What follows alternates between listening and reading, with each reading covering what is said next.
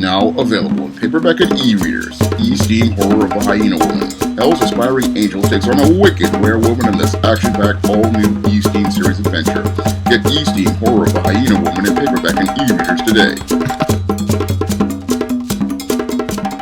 This comic is rated R for nudity and violence, just like I like it.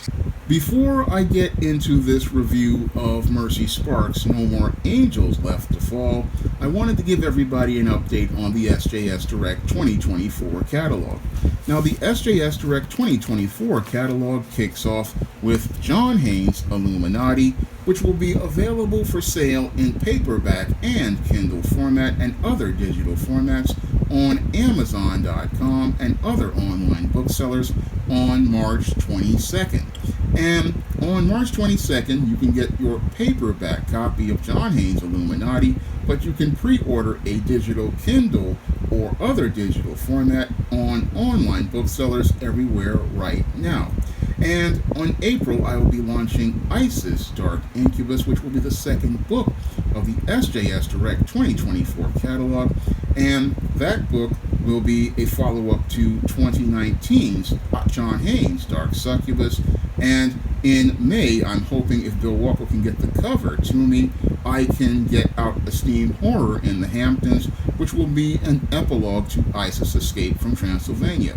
So the SJS Direct 2024 catalog kicks off with John Haynes' Illuminati, where the man who rules the world takes on the head of the global elite in this John Haynes series adventure with a cover that pays homage to 1988's Carl Weathers action vehicle, Action Jackson. And if you guys want to pick up my first comic, John Haynes at Death's Door, you can get that comic on Lulu.com right now in paperback format for the same price that people paid on the 2022 Kickstarter, and you can pick up the first full John Haynes comic right there on Lulu.com. And if you want to check out my first full Esteem comic, Esteem No Good Deed, that's available in the Esteem series book, Esteem Blast from the Past. Now, with that review and that progress report on the SJS Direct 2024 catalog, I'm going to get into this review of one of my favorite characters from independent comics, Mercy Sparx.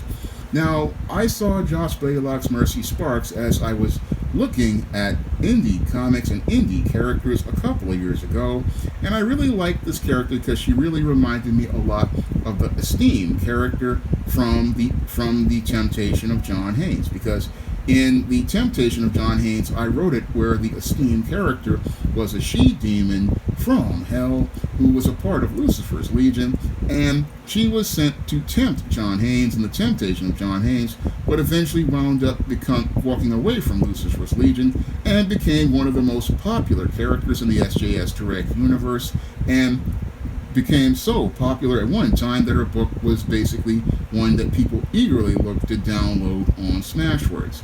And over the last couple of years, the Esteem character went from becoming the Devilish Diva to Hell's Aspiring Angel. But what makes me like Mercy Sparx is because she reminds me a lot of the Devilish Diva era of Esteem, an era that I wish I could have went longer, but unfortunately I had to end when the Witches of Eastland story basically ended the second plot point.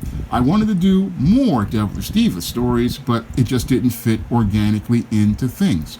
But a lot of what the Devilish Diva stories, I get reminded of them when I read Mercy Sparx, which has a lot of great action and adventure and humor in between the pages of these stories. And over 15 years, Josh Blaylock has given us some fun adventures with the woman who does heaven's dirty work, because Mercy Sparx is a demon who has been recruited from Sheol to go and take down these rogue angels and take these fallen angels and bring them back into heaven. That's what her job is, and it's heaven's dirty work because they can't have angels doing this kind of work, so they recruit her to do this work, and that's led to some fun and fantastic adventures, including a team-up with Cassie Hack, which I highly recommend you go out here and pick up.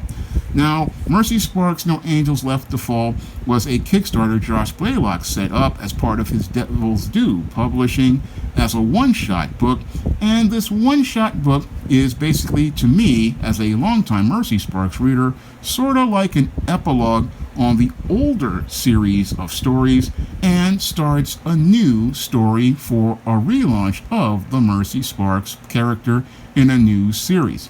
That's basically what I see done as related to this one-shot, which is sort of like a giant-size X-Men #1 relaunch of the character, bringing back old characters and introducing us to new ones and introducing us to a new premise and purpose for Mercy Sparks.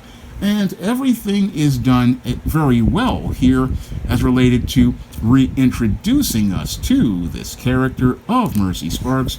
We start out with a great splash page, which is a great introduction to the character's past, which shows us the character as she used to participate in actions of doing Heaven's dirty work, to eventually with her winding up with no more angels left, and her basically just being left alone to travel all across Sheol or the world to just do what she wants, just drinking, brawling, and having fun, and then her basically just being out here and just living her life. So as she's been living her life, her friend, who sort of reminds me of a long-haired Xander from Buffy the Vampire Slayer, he decides to try to go find Mercy, and he goes on his journey and eventually winds up finding Mercy in some relations with an individual, which we cannot really show on this channel because it's a family channel and these scenes are rated R for sexual content, so we can't put that here on this here channel. But the story goes on and we see Mercy coming out of her van, or the other guy's van that she took. You'd have to go pick up the back issues, and you'd have to go pick up those back issues to find out how Mercy got this van. But after she gets this, after her friend finds her, then she winds up with another job that she needs to do, one final job, which basically is the biggest one. Now, I'm not going to give away too much of this book because Josh Blaylock worked very hard on this book. I mean, it basically took him over a year and a half to get all the artwork done and the coloring and the inking. So I'm not going to give his work away in a review video like many other channels do. No, I'm going to respect this artist and all the work that they've done.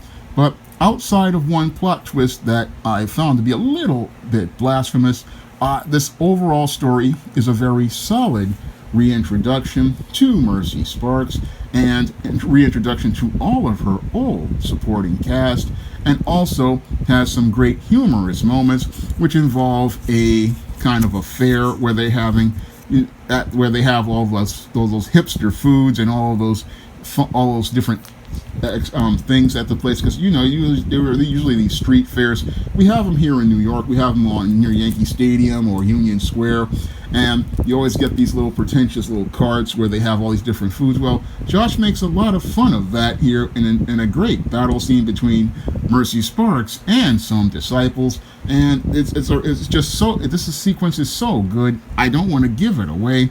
You gotta go over to devilsdue.com, I believe, and go pick up a copy of Mercy Sparks for yourself to see all of this fun action and adventure that goes on here in this book. And you also want to check this book out to the end, because that's where we get the plot twist that takes us into what I believe opens the door to a new Mercy Sparks series. And everything sets up very well here as related to this one-shot, where we get an ending to one story and a beginning to another, and that's just basically good, solid writing. That's basically everything that I was taught when I read Sid Field's screenplay, that you want to end one story and begin another and open the door to another. And Josh Blaylock does an excellent job of reintroducing us to Mercy Sparks and then opening up the door to that brand new series that I hope that he launches soon, because everything here is just really solid, and we're brought back to a fun indie character that I have missed for a long time. I really like this Mercy Sparks character. I love the way they did everything in this story with a lot of great action and adventure and humor. And this story basically shows that Josh Blaylock hasn't lost a step in 15 years, and in 15 years he's kept this character fresh and unique. So this book was not a disappointment at all.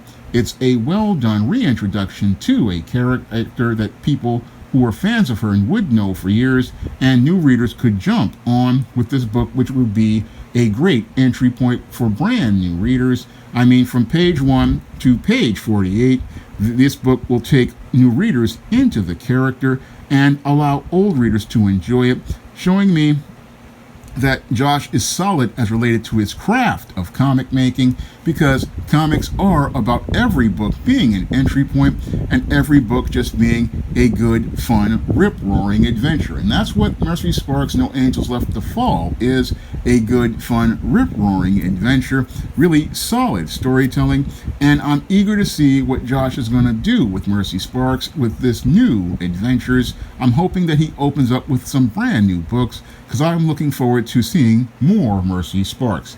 Now, there's one question, if I could ask Josh Blaylock, if I could talk to him in person or on social media, I wanted to know who is in this print, because it's looking like Wednesday Addams on a Saturday. I mean, I got this print along with my Mercy Sparx No Angels Left to Fall, and I'm trying to figure out if this is Wednesday Addams. I mean, this is a goth chick, I can tell basically by the way she is dressed, and there's a thing hand in the background.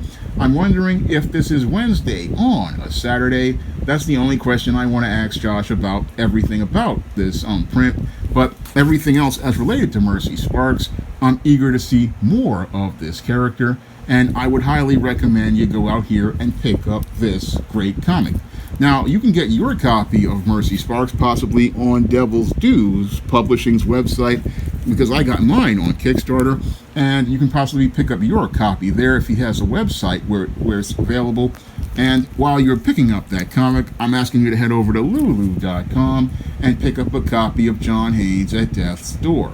And I'm also asking you to pick up the books in the SJS Direct 2024 catalog, like John Haynes' Illuminati, and previous books on the SJS Direct imprint, like those in the John Haynes series, the ISIS series, the Steam series, and the books of the Spinsterella trilogy.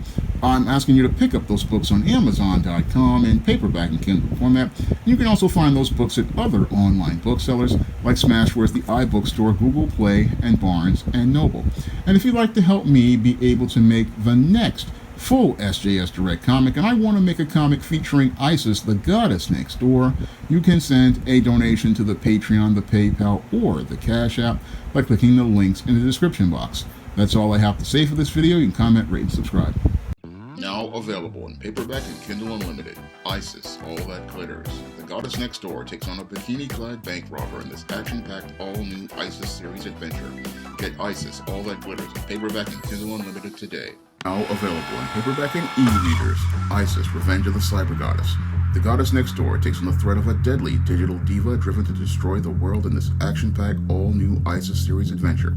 Get Isis, Revenge of the Cyber Goddess, featuring a bonus pin-up and the other 2 books in the Cyber Goddess saga at online booksellers everywhere today.